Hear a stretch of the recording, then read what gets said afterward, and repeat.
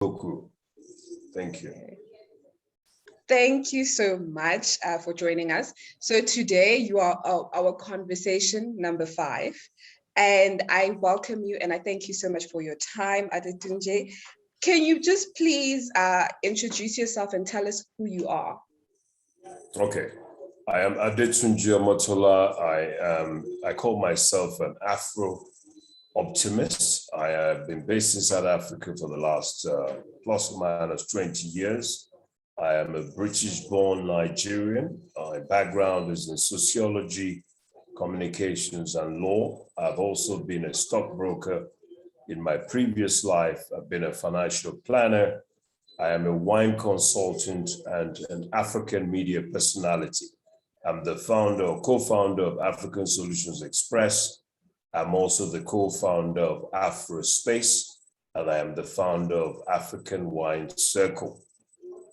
Oh my goodness, amazing. Can you please share with us, what are you passionate about?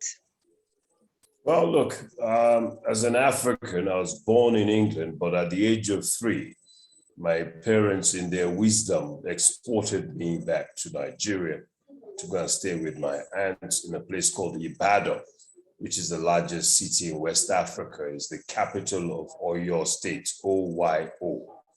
It's about 100 kilometers from Lagos. So my background has a lot to do with my interests. So my late father's lawyer, a land lawyer. My grandmothers were traders. My mom's mom was, she made clothes, what they call ashoke. Ashoke literally means the clothes for upstairs.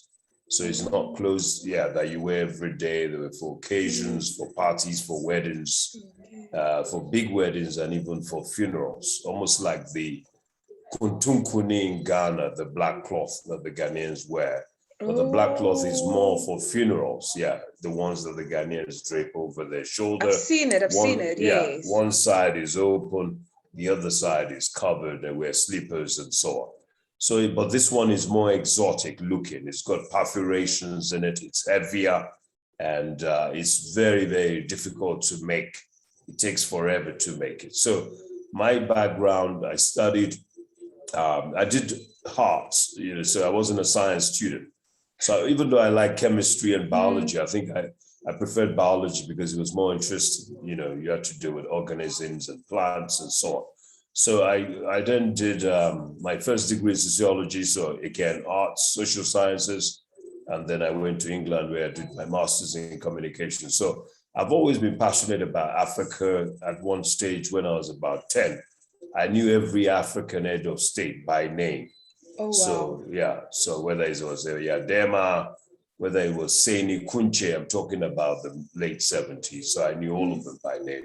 Matu Kirikou, I knew Gaddafi, I knew Haile Selassie, I knew all of them by name. Oh, wow. So I was very good in spelling and dictation. So I'm very interested in the spoken word. I love poetry, I love music, I love art, I love food. I'm also what we do as African Solutions Express is we focus on politics, economics, wine, and food.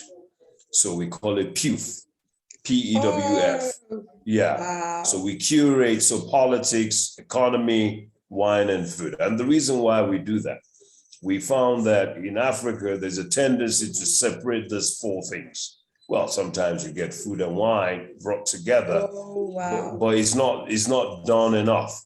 So it's not. So if I asked you what wine goes with Mokodu, you'd probably be thinking. But if I asked you what wine went with steak, you tell me, right? So we don't pair our food with wines. We don't pair egusi, jollof rice, dombolo, Mokodu. We don't tend to. We separate our local food with wine. But when we go to continental food, we normally get our wines even poured before we start our meal. Oh, wow. So we want to bring all this 4 together. We believe that politics and economics must be closely linked. For example, if you think about it, some of the most powerful economies in the world, they also have strong politics, like the United States, China, Germany. Oh, wow. The UK. So in Africa, we separate politics from economics, and that's why our Our politics is broken. That's why it's based on money, it's based on tribalism, oh, you're from this part.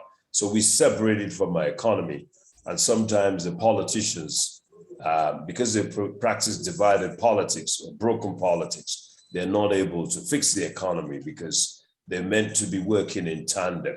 So I'm also passionate about women empowerment. Oh, wow. I'm passionate about, food. We created a concept called the Jollof Wars, where we had South Africa and Nigeria. Sorry, not South Africa, Nigeria and Ghana. We're always fighting who's the better maker of jollof rice. Wow. So yeah, those are my interests. And also, of course, I love wine. I always have a glass of wine not far from me, because they say wine is a lifestyle. So our tag of line, African Wine Circle, is wine is a lifestyle. So if you don't drink wine, then I don't know what you're drinking. But when I see people say, oh, I don't like wine, I know that they're not serious about lifestyle. This is lifestyle. Oh my goodness. Okay. In fact, you can't raise a glass of wine without taking a sip. Oh my goodness. Love it. Love it. So there you go. Love it. I don't drink wine, so don't fetch me as well. Yeah, don't fetch me, but I want to explore it.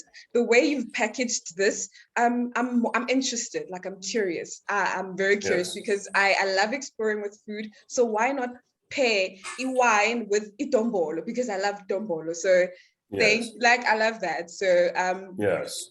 I also want to just say this. I say this to you. You see, there are about 2,000 varieties of wine, okay? And the ones that are most famous, what they call the noble varieties, your Cabernet Sauvignon, your Merlot, your Petit Verdot, your Chardonnay, and your Chenin. So what happens is each wine will come from a typical area, almost like food, potatoes, Irish potato. You talk about all of those things. Fish come from different flora, fauna. So if you have, say, a Chenin Blanc, which is your more tropical salad kind of, taste and aroma, what you then want to have with that is also food that is almost more like light food, very light. And if you're having Chardonnay, which lends itself to barrel fermentation, what they call malolactic fermentation, which is when you see those 225-liter barrels, almost like a lady who's pregnant, yeah? The barrel is swollen, although on both sides. Then that Chardonnay will go well with food that also has rich texture, that is complex, like fish, even oily fish, or if it's oaked, well oaked, so you see that golden color. So wine, knowledge of wine affords you the latitude to be able to enjoy it even more, in the same way that food will also do so. But you see that some people, they just eat when they're hungry. They're enjoying the food, but they're not going through the experience, the degustation, enjoying the whole nuance of the food. So that is the difference. And that's what wine allows you to do, because you cannot have a serious conversation without food and wine. You can, but it's not going to lead to anything that is moving. That's why people say, let's do dinner. They're not doing the dinner because they want to, but they know the value of food and wine, right? Oh, wow. What a mouthful.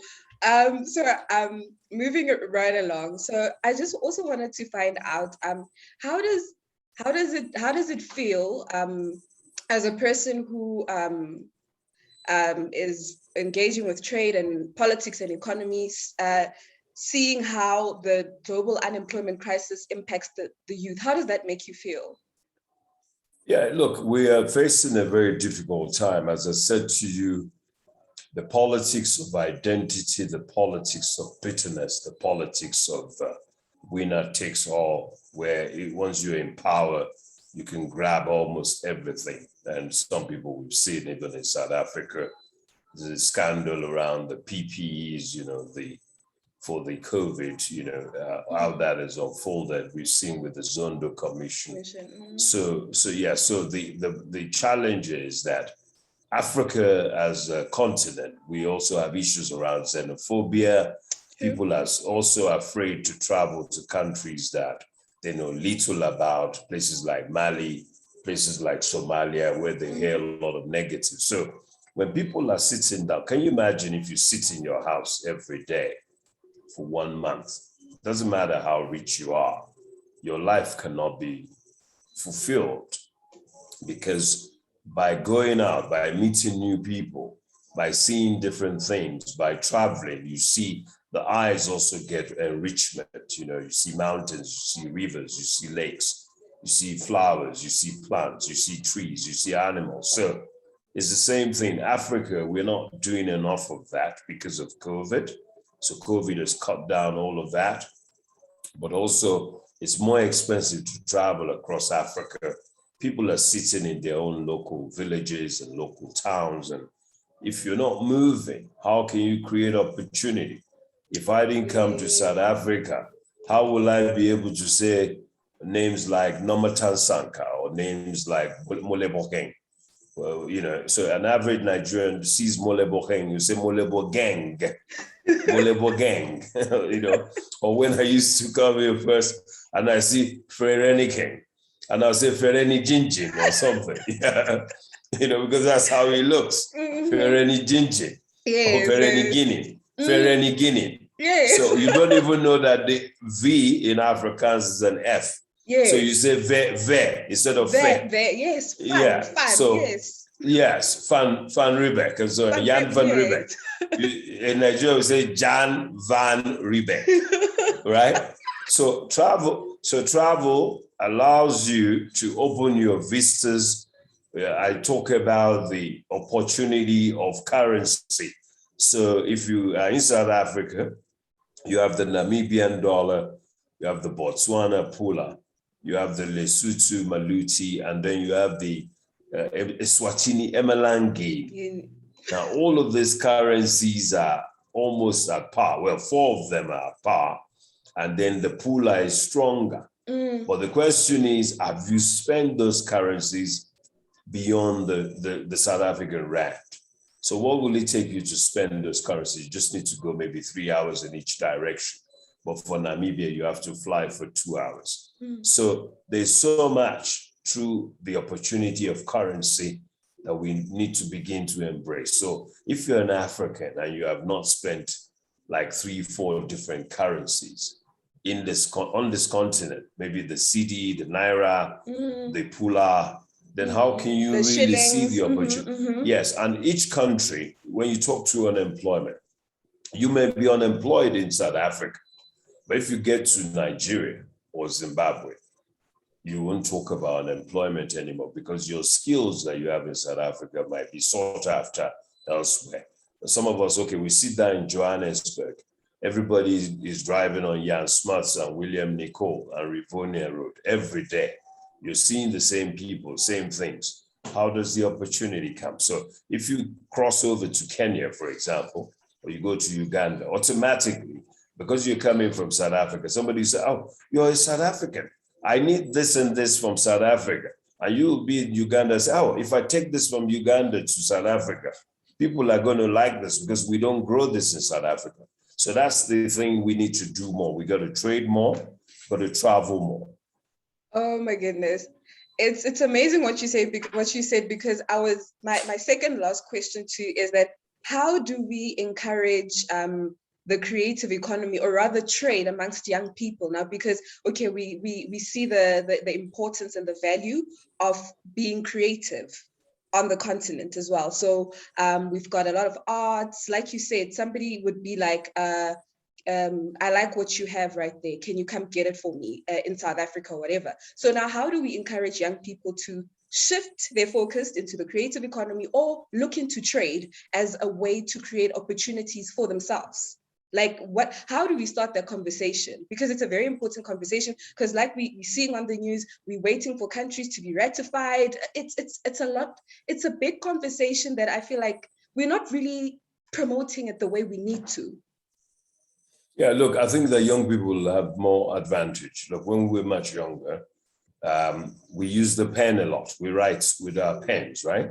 Today, young people have computers, they're on the internet, so they've got information. And so, first of all, the question is, where are the touch points? Where do young people meet? So you got to create, and they've got social media. So you create a page, for example, on Facebook.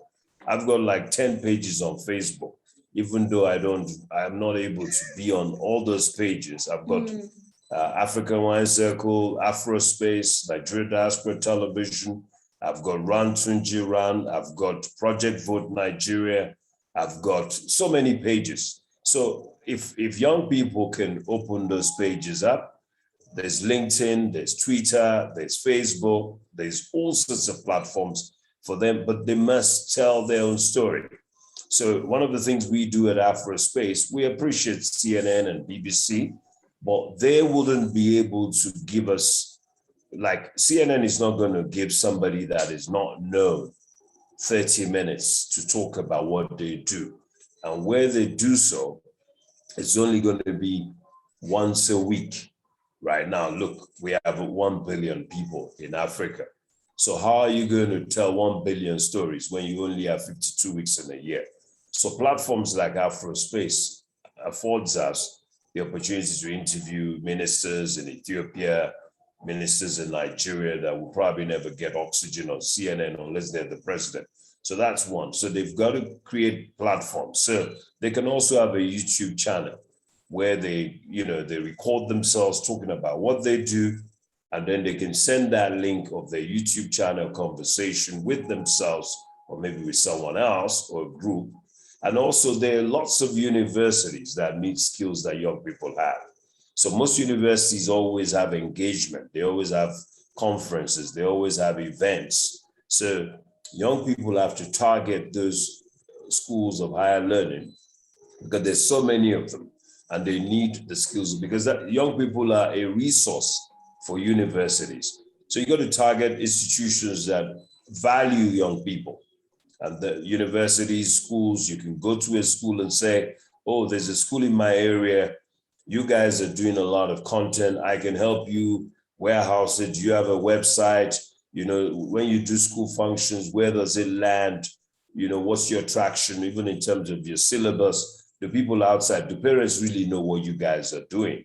So there's so many opportunities. Then there's the big organizations, your banks, your telcos, your UN, your African Union, your SADC.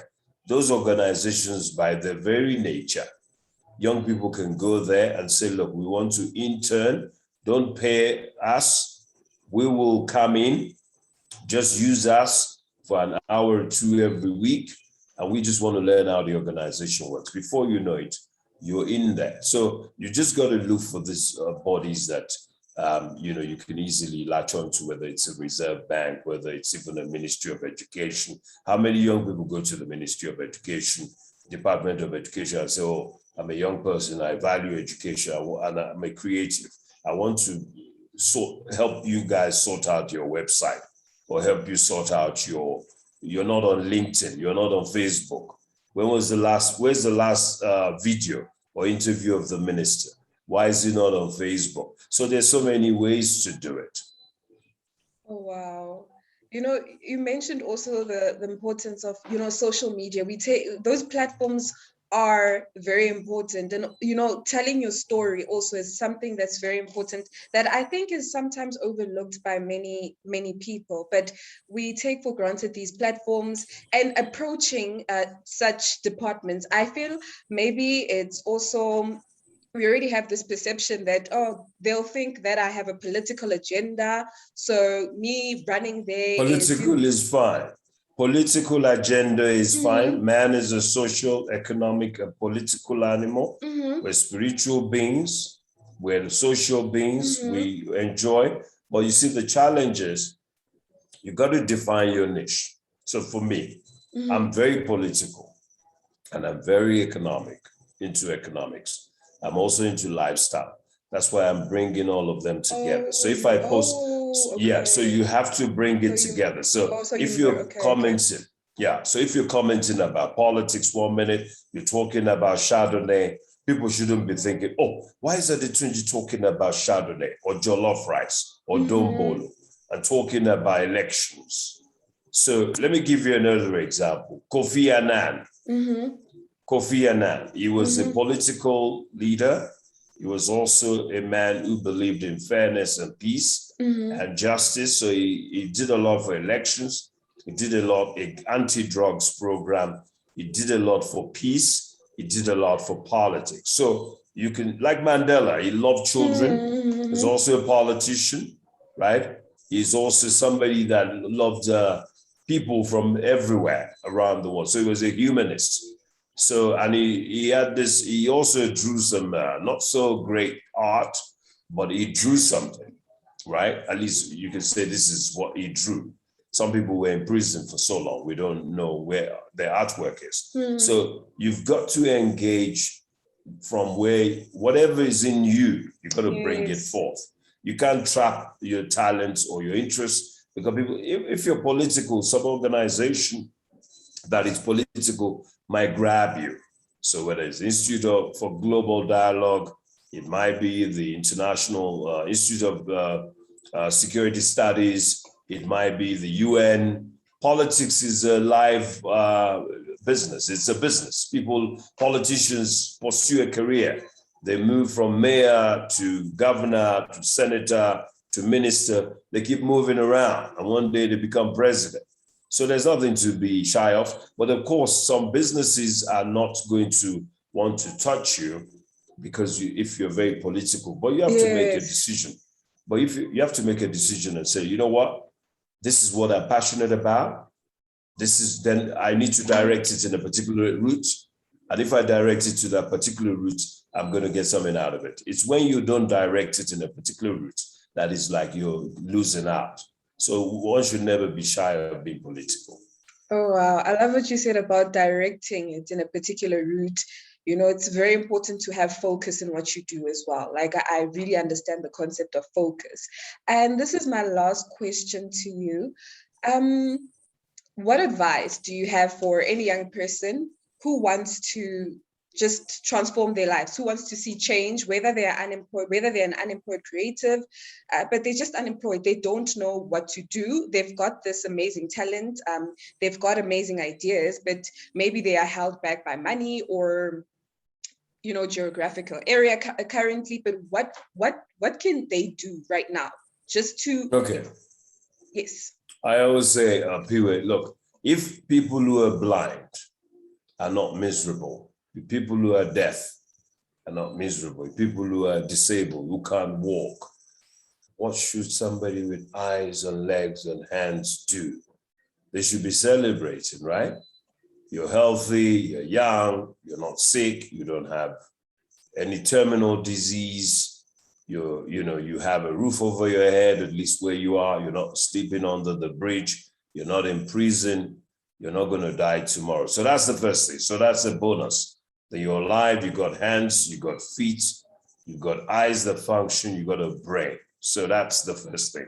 So it means you're already a champion. You're an Olympic champion already, okay? But the second thing is you have to have a plan. And you have to work the plan. And you have to throw off any discouragement, and you must be consistent. You must go after it. You go after your goals. So if you want to have a six-pack, you can't be eating a loaf of bread every morning, 6 eggs, right? And then you don't go to the gym. And when you get to the gym, you're training your biceps, but you want to have a six-pack.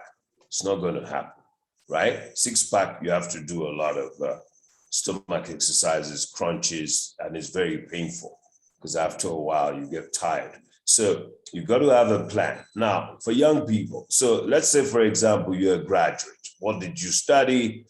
Now, you tailor what you've studied to a specific industry. So if you're a lawyer, if you're a graduate of law and you want to be a lawyer, there's a process, articles, blah, blah, blah. But you might have to work as an Uber driver. You might have to work as a security guard. You might have to be a car park attendant. I used to be a cleaner in London, and I'm very proud of it. Most people don't want to say they've been a cleaner and so on. That's their problem. I was a cleaner, not a thief. There's a difference, huge difference. So I was a cleaner. I was making not a lot of money, but I was paying my rent, and then I could work overtime sometimes. So I got like 4 times my salary in a week because it was weekly wages as a full-time cleaner. So I did overtime 4 hours every day. That's 20 hours extra. And then on Saturday and Sunday, I would do 12 hours. That's another 44 hours extra.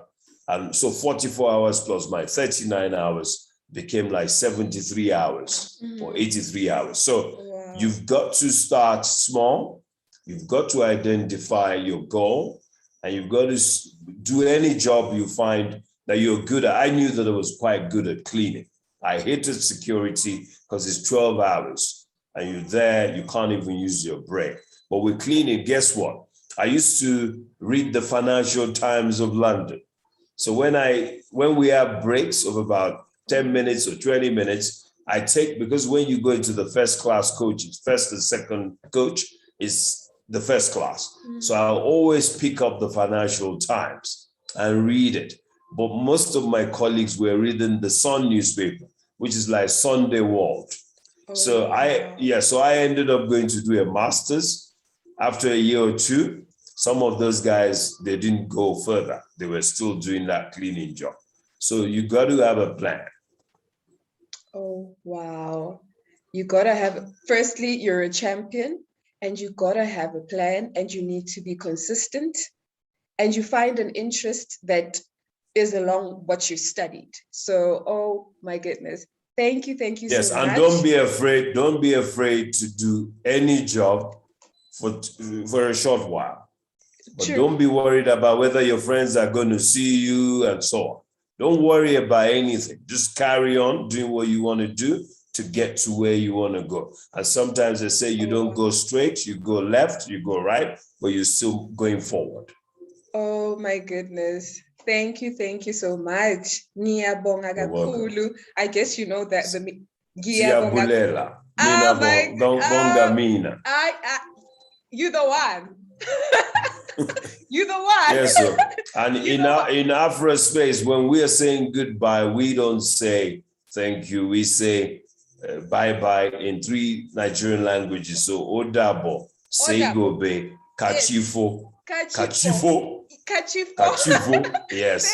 Thank you so much. You're welcome. Thank you for having me. Good luck with your creative platforms. I'm sure you do well. Tag me on LinkedIn and then I'll share it. Thank you for allowing me to drink wine on your platform. Asante sana. Okay, siyabulela.